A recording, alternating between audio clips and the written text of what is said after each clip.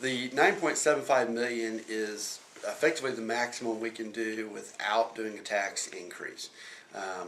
The 9.75 says that we've got enough money in our debt service fund to pay our past debt, which is we're still paying on the additions to the high school and to Parkview, and it says we can pay our past debt and we're going to be able to pay our future debt, which is this new building and the other projects we're doing with it. And so that's how we came up with the 9.75. We really felt like we needed a building, and we also heard at the time that safety and security was an issue, and completely agree with the community on that one. And so that's also pieces that we're going to be adding to this. The building itself is probably around between $8 and $8.5 million, and then the improvements that we're doing to the buildings is probably going to be at least another $500,000. And then you've got the cost of architects and some of the other things that don't get encompassed in the bond.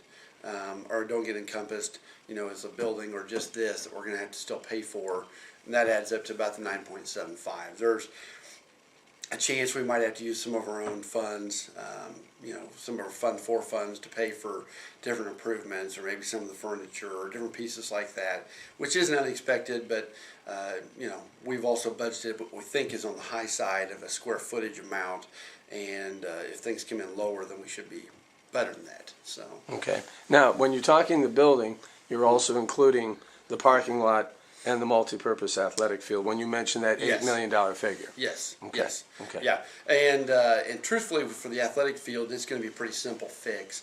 That should just be a matter of moving the lights, which we've talked to a couple of companies, and actually we've talked to a company out of St. Louis that says the lights we have we can actually reconfigure pretty easily to fit the needs of a football / soccer / band type field.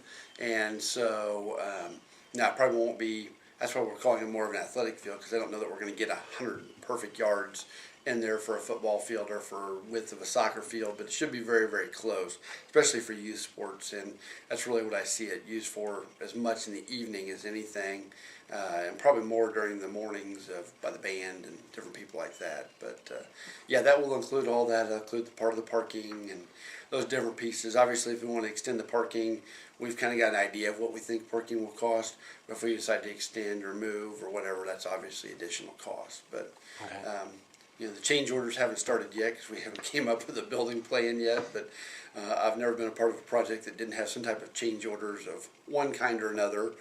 Most are usually beneficial to the school. Some are, unfortunately, I've been in a situation where gutters were neglected. So somewhat of an important aspect. Exactly, you would think. Yes. How can you overlook gutters? Yeah.